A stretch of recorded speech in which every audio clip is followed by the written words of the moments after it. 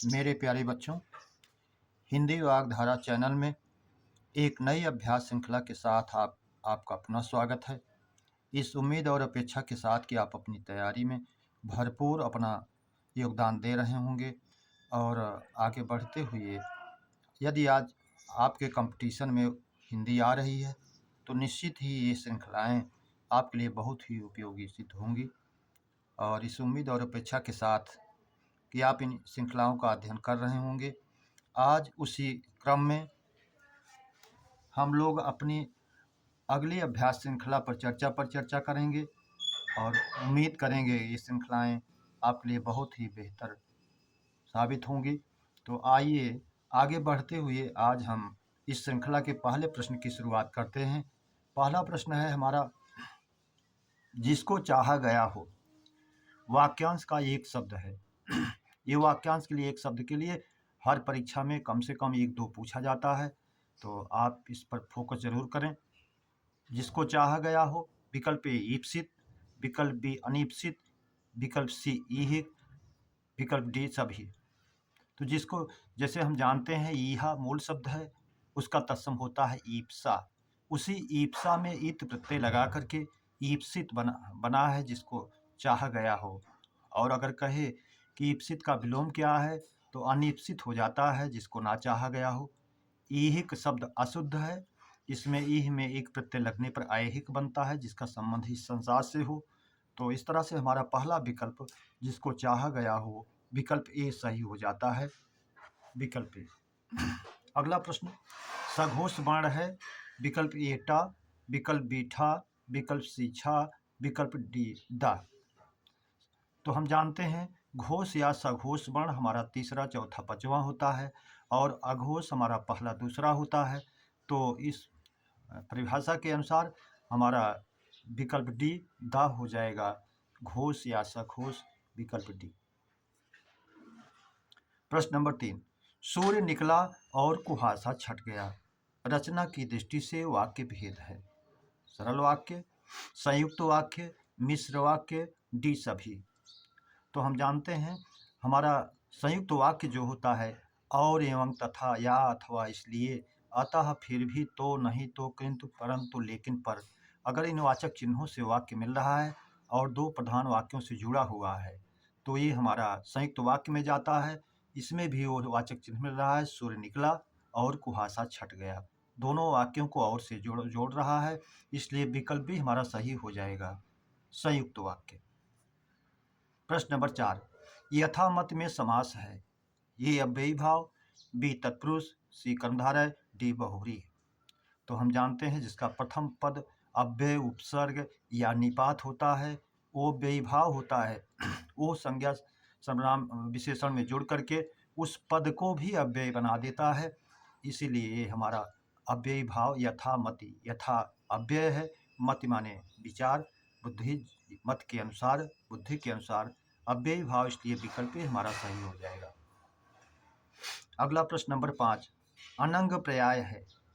ए पंचसर, B पुष्पधन्वा, सी कुसुमेषु, D सभी। तो अनंग जिसका कोई अंग नहीं है, अर्थात कामदेव का हो जाता है पर्याय, इसलिए उन्हीं का पर्याय इसमें ढूंढा जाएगा। पंचसर, 5 बाण हैं जिसके, 5 फूलों के बाण हैं जिसके, बहुव्रीहि समास में जाता है, कामदेव का पर्यायवाची, ये भी सही है। पुष्पधन्वा, फूलों की ही धनुष है जिसकी, अर्थात कामदेव, ये भी सही है। कुसुमेषु, कुसुम प्लस ईसु, ईसु माने होता है बाण, कुसुम माने फूल, गुण संधि हो जाती है, फूलों का बाण है जिसका, अर्थात कामदेव, ये भी कामदेव का पर्यायवाची है, इसलिए विकल्प डी हमारा सही हो जाएगा, सभी। अगला प्रश्न है, हिंदी में उपसर्गों की संख्या है। ए 10, बी 11, सी 12, डी 13। तो हम जानते हैं हमारे हिंदी में अन, अध, औ, उन, दू, नी, बिनु, भर, कु, सु, ये 10 हो गए। सु का सा कर देते हैं, कु का कर देते हैं, अन में व्यंजन से पहले विलोम बनाने के लिए आ कर देते हैं। इस प्रकार 10, 3, 13 उपसर्गों की संख्या हमारी डी सही हो जाएगी, विकल्प डी। प्रश्न नंबर 7, संयुक्त या विजाति दीर्घ स्वर हैं। ए आ, बी ई, सी उ, डी ए। सवर्ण या सजाती दीर्घ की बात होती तो जो 3 से ही बनता है, अ, ई और उ से। लेकिन ये विजाति संयुक्त विजाति की बात कर रहा है। दो स्वर भिन्न भिन्न स्वरों के मेल से जो बनता है, आ और ई से बना हुआ ए है, इसलिए विकल्प डी हमारा सही हो जाएगा, डी। प्रश्न नंबर 8, थोड़ा भोजन करने वाला। वाक्यांश के लिए एक शब्द, मिताहारी, थोड़ा भोजन करने वाला। मितभाषी, थोड़ा बोलने वाला, कम बोलने वाला। मितव्ययी, थोड़ा खर्च करने वाला। डी, अनाहारी, भोजन ना करने वाला। विकल्प ए ही हमारा इस तरह सही हो जाएगा, मित आहारी। मित माने होता है थोड़ा, थोड़ा भोजन करने वाला, विकल्प ए। प्रश्न नंबर 9, अभिजात में या प्रत्यय का योग करने पर शब्द होगा। अभिजात का शाब्दिक अर्थ होता है उच्च कुल में उत्पन्न हुआ, कुलीन भी इसी को कहते हैं। इस अभिजात में या प्रत्यय जब जोड़ा जाएगा तो उसके पूर्व स्वर की वृद्धि हो जाएगी और शब्द बन जाएगा अभिजात्य, इसलिए विकल्प ही हमारा सही हो जाएगा, भी अभिजात्य। अशुद्ध है, औजात्य, ये अशुद्ध है, सभी, कोई मतलब नहीं है। अभिजात का औजात विलोम होता है। प्रश्न नंबर 10, चमड़ा में संज्ञा है, व्यक्तिवाचक, द्रव्यवाचक, जातिवाचक, भाववाचक। चमड़ा पदार्थ का नाम है, एक पदार्थ है, इसलिए वो जो है द्रव्यवाचक में जाएगा, विकल्प बी हमारा सही हो जाएगा, द्रव्यवाचक।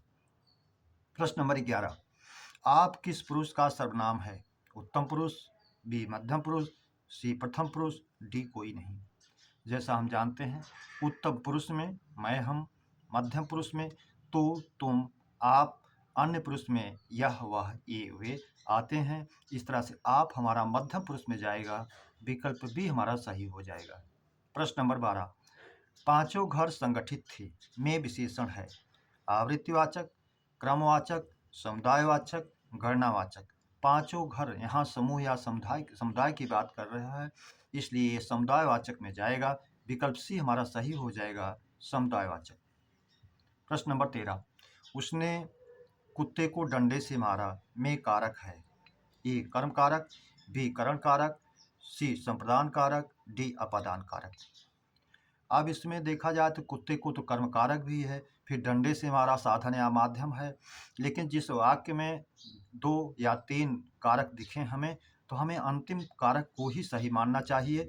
डंडे से मारा करण कारक साधन है, माध्यम है, इसलिए विकल्प भी हमारा सही हो जाएगा, करण कारक।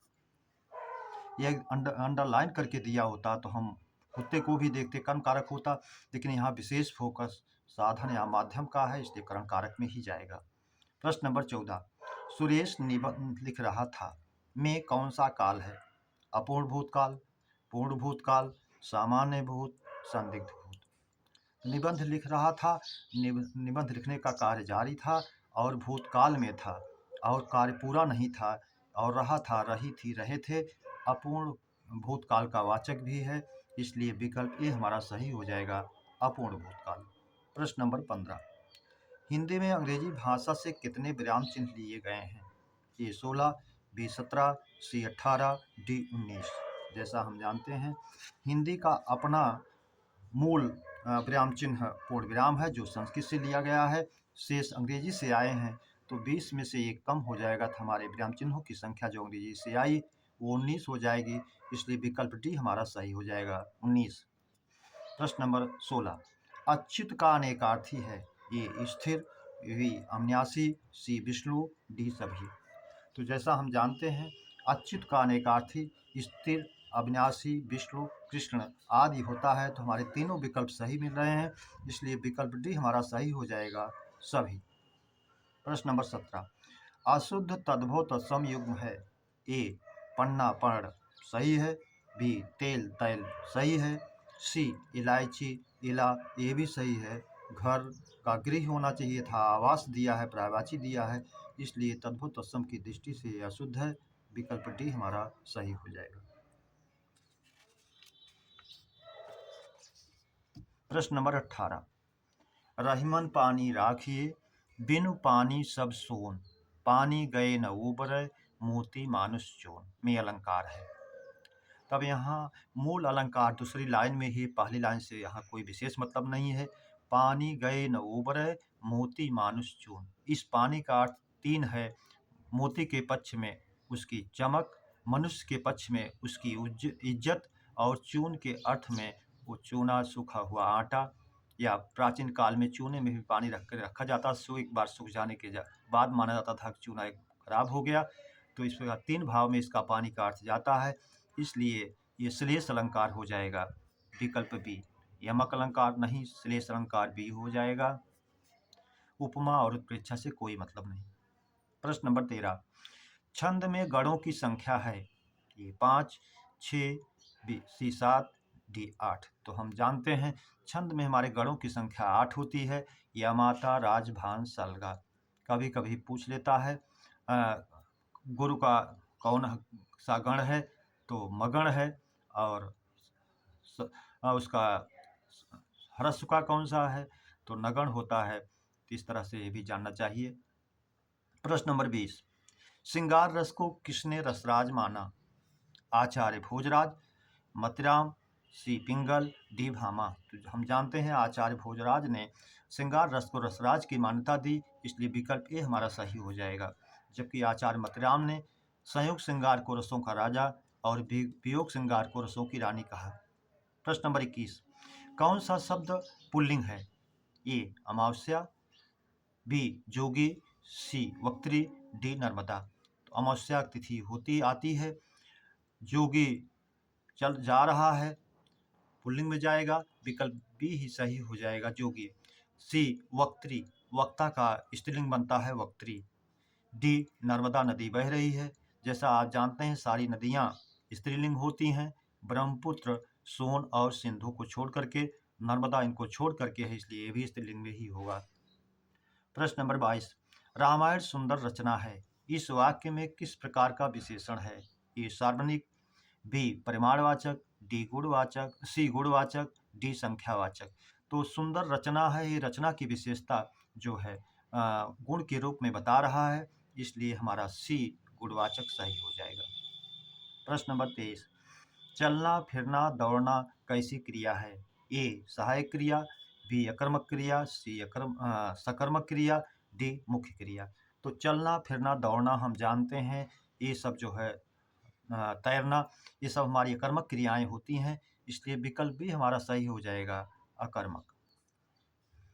प्रश्न नंबर 24, कमर टूटना मुहावरे का अर्थ है।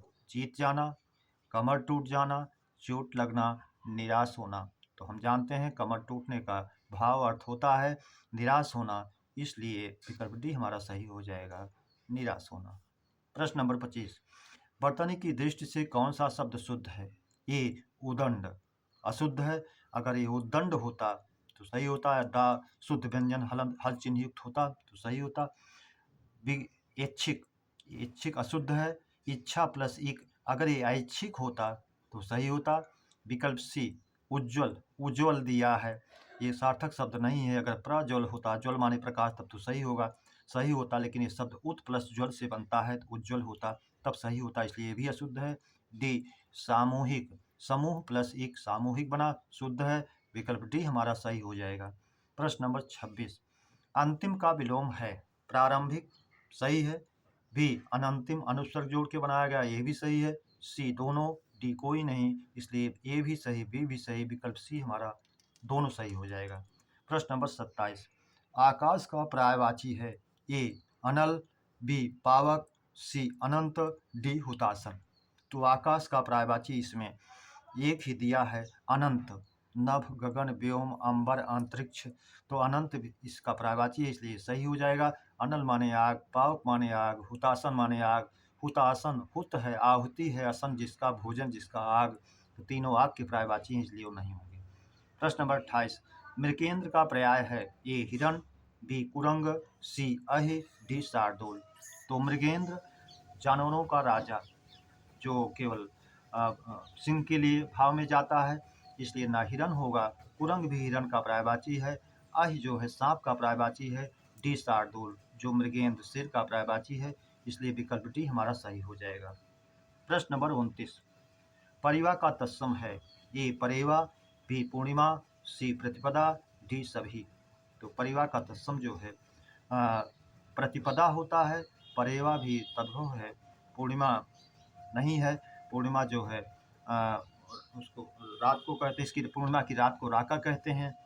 प्रतिपदा परिवा का शुद्ध तत्सम है, इसलिए विकल्प सी हमारा सही हो जाएगा।